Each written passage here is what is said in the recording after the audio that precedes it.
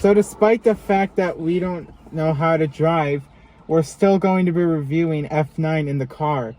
We're basically like Ramsey. Let's test that out. No!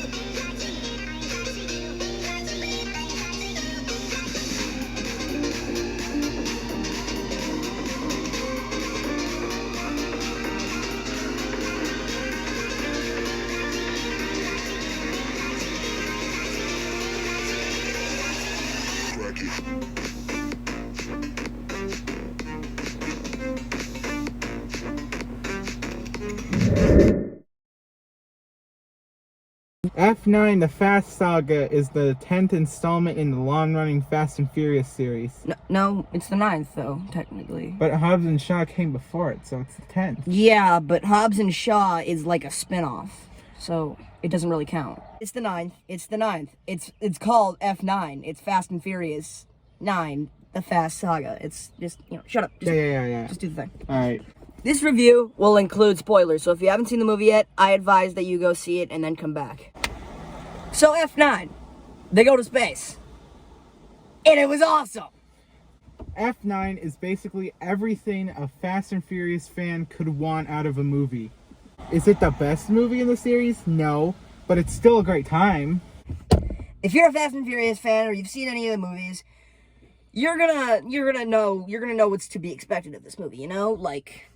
Like you're gonna see a lot of what cars doing what they're not supposed to do. Okay, going to space in a car, that's like some Back to the Future content right there. That doesn't happen. It's awesome though. But you don't just do that, dude. It's awesome. Where did they get a military grade drone to fly up to space? In a car. Don't think about rocket engines and rocket fuel. You can't just get that.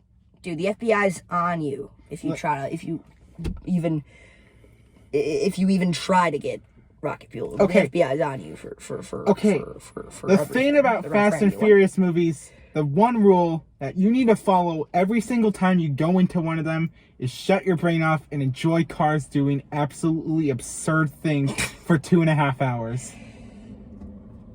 Yeah, I'd say that. Mm-hmm. F9 is no exception. There is a lot of crazy things in here. So much, in fact, that it gets confusing at times. Even though F9 is confusing at times, it's still a fun time to sit in the theater with the chair under you, shaking. Yes. Vigorously because of the bass. Every time someone shoots a gun or turns up the magnet on. Yeah.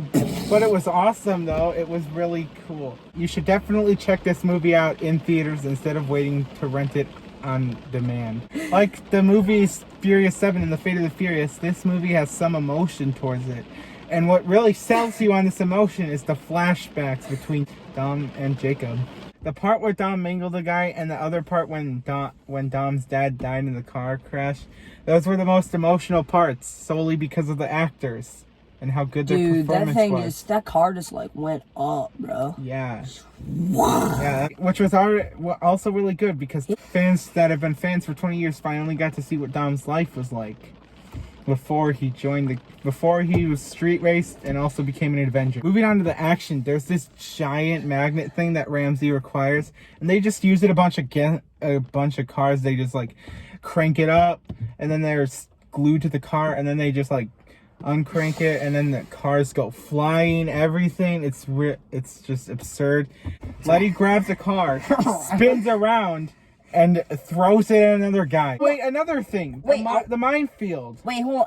The minefield was cool, but yeah, I want to talk about how Jacob, when they're in a hot pursuit, right? I want to talk about how Jacob just jumps the cliff and then gets picked up by the magnet and the drone, right?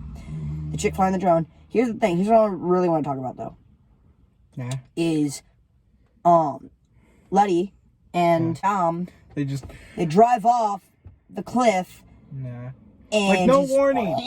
No warning to anything. It's just I'm gonna do this now.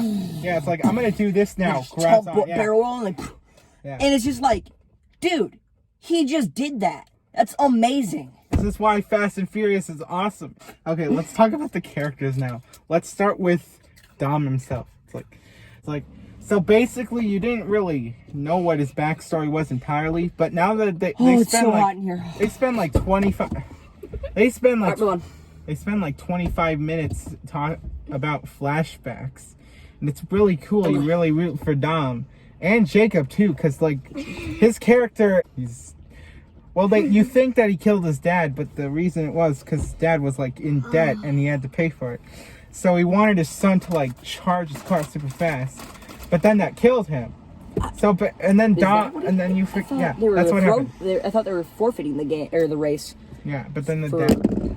Yeah, and then the dad, and then Dom just blames it all. And it's like if there's any spark anywhere near it, it'll blow up. Yeah, but then Dom thinks that Jacob did it on purpose, so he just blames him, and then there's this giant race, like because he's a different man. Like 40 minutes in that it's like and then Dom's like to Jacob, if I win, you never come back. And then you really and then when you figure out what happens, you really feel for him because it wasn't his fault. Letty and Mia basically team up to go find Han, and I don't think that Letty and Mia would work as good if they weren't together. But since Letty and Mia both know Dom, they relate to each other, and they basically share a bit of their life together while on the look for Han. Ellie was actually cool, except that her backstory wasn't as good as Dom's, because like even though Ellie's backstory wasn't well fleshed out, she still was really cool when she like, remember the part where she pulled the gun and started shooting?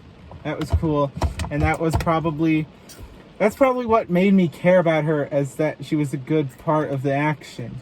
I prefer Han over Ellie because Han doesn't really need a backstory for us to root for him, unlike Ellie, which again wasn't good. But but it's like people say that Han's return wasn't that creative. I think it was. Let's talk about Ramsey now. She was really cool. She was actually probably the coolest female in here, because she was in Furious 7 and The Fate of the Furious, and while I would say she was really cool in those two, she actually gets like this heist, and she's the reason they have the magnet, and she's got to like learn how to drive at the same time. She now got a thing to do that involved driving, so this kind of sets up a world of possibilities for her in the future movies. Roman's like all the one-liners guy, but that was kind of lacking in this film. Don't you think? Yes. It's like he only got like 4 or 5 in. But Tej is actually better than Roman, which I thought they were pretty even before this. But Tej is actually pretty funny, and he actually has like, he goes to space with Roman, which was cool. So Tej's character stuck out more than Roman because he just had more to do. Let's face it. Cypher was not good in this movie. She was barely in it, and it's like, what the heck, dude? You wanted to get revenge after Dom in the last movie, and you're just standing in a box for the entire movie. Until the very end when she gets in a simulator with a plane. In conclusion, F9 is awesome. People don't give it enough credit for what it is. It's just a great time to shove popcorn in your mouth, grab a friend, and laugh at things for 2.5 hours as they happen. I'm going to give F9 a 7 out of 10. What are you going to give it? I'd probably like an 8 out of 10. Okay. Thanks so much for watching. And if you like our content, subscribe and hit the notification bell to never miss a video. Bye-bye. Yeah.